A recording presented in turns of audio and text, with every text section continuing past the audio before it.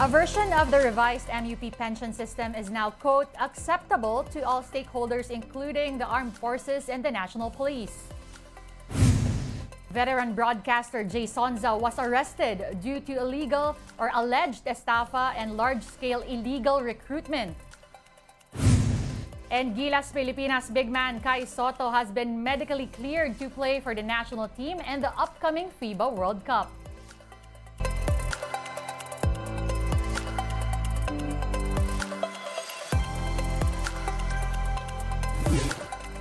Fast, focused, and fearless. Here's a roundup of stories we're watching now. I'm Denise Tan. The House of Ad Hoc Committee has approved a consolidated bill reforming the military and uniformed personnel pension system. Panel Chairman and Committee on Ways and Means Head Albay Representative Joey Salceda said that members of the military and uniformed services have agreed to the reformed pension system approved by the committee. The agreed-upon provisions are the retention of promotion upon retirement, longevity, and base pay upon separation below 20 years in service. A lump sum benefit according to years in service, guaranteed annual increase in salaries for a decade, and indexation of pensions to pay adjustment. Also included are a window creation for indigent pensioners under trust funds and regular reports compliant to the International Financial Reporting Standards every 3 years for the pension system. The Senate has begun deliberations on the 5.76 trillion peso proposed national budget for 2024. The Senate Committee on Finance led by Senator Sonny Angara spearheaded the onset of the budget scrutiny. The Education Department gets the biggest chunk of the proposed expenditure program as required by the Constitution. DepEd and all agencies under it have a proposed budget of 924.7 billion pesos. This is followed by the Public Works Department at 822.2 billion pesos. The Health Department gets the third biggest allocation with 306 billion pesos. DOH is followed by the Interior, Defense, Transportation, Social Welfare, and Agriculture departments. The Judiciary has the ninth biggest budget at 57.8 billion pesos, while the Labor Department competed the top 10 agencies with the biggest proposed budget.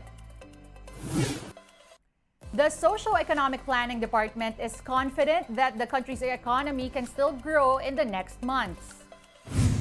NEDA Secretary Arsenio Balisacan said that the government's GDP growth target of 6 to 7% this year is still, quote, achievable. He underscored that the government can still address its underspending in the second half of the year. Balisacan's statement comes after the economy slowed to 4.3% from April to June from 6.4% logged in the first quarter. We need to grow by 6.6% in the second half to achieve the growth of the lower projection of target of 6% for the entire year. And we really believe that that's very achievable. We haven't lost the value of the underspending in the first semester that we can deploy in the second semester. We're bringing you more stories after this quick break. Keep it here on One News.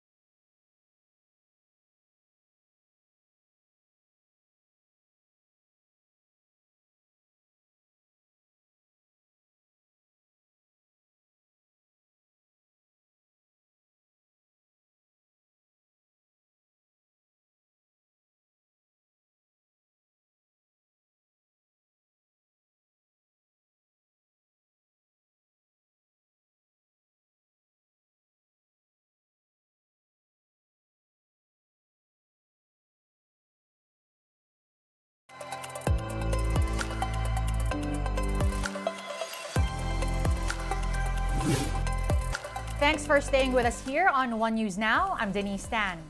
The Agriculture Department vows to conduct inspections at rice warehouses amid hoarding allegations. The inspections will be carried out by the agency's Inspectorate and Enforcement Office. This comes after groups alleged that there is a stock manipulation among traders to justify the spike in the retail prices of rice.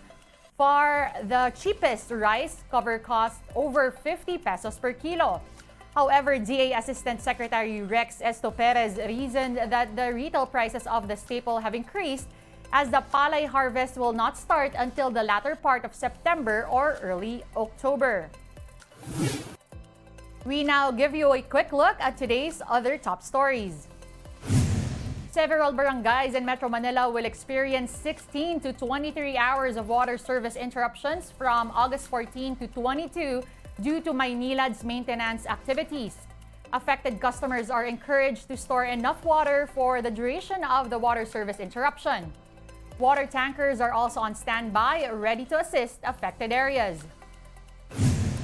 Tollways giants Metro Pacific Tollways Corporation and San Miguel Corporation have formalized their joint undertaking to build the Cavite-Batangas Expressway and Nasugbu-Bawan Expressway.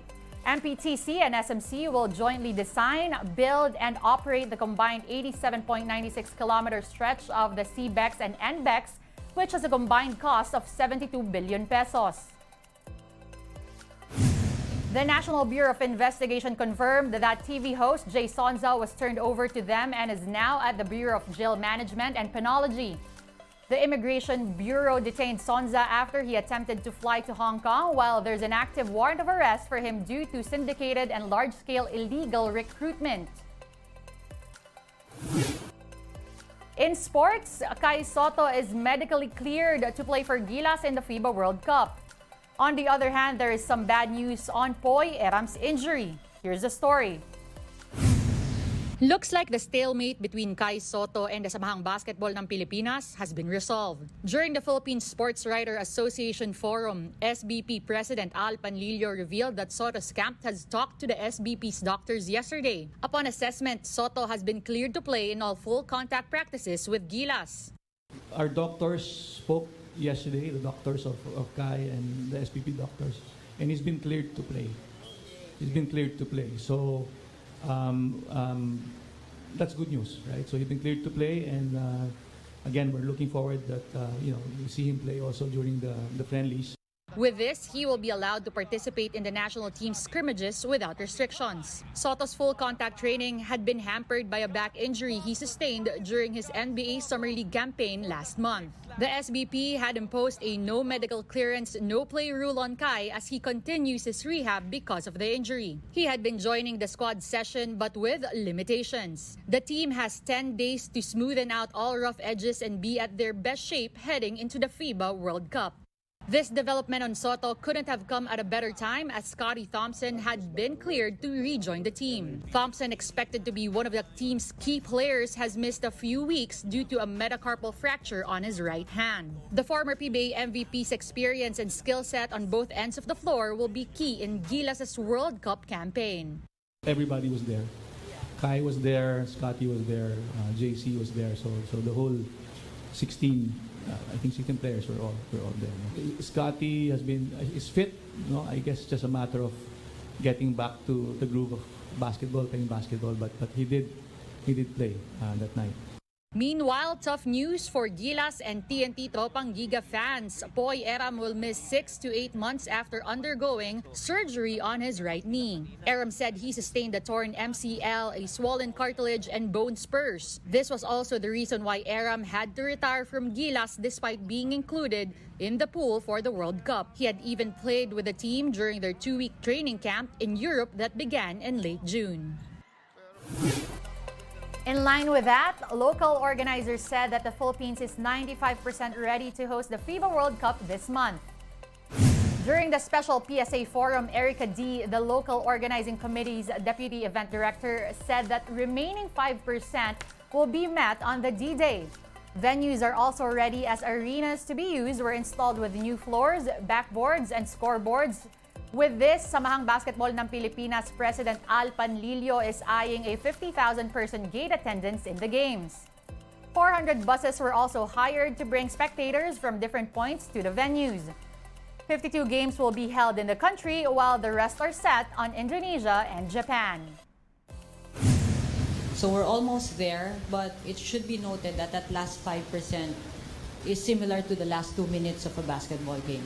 Meaning, even if it's just 5% of the 40-minute game, it's the most important. The venues will be exciting. I mean, in terms of how it looks, and it will be very different from how you've seen basketball in the Philippines. So we're really ready in terms of the hotels, in terms of the transportation requirements, in terms of the flight bookings of everybody. We're really ready. The vehicles, as I said, talagang handa na kami. No? And again, the FIBA World Cup starts on August 25. Let us rally behind our team. Support Gilas, support Team Pilipinas. Watch and buy tickets to the biggest sports event of the year. Meantime, One News Now will be back tomorrow at 7:30 a.m. I'm Denise. We are One News.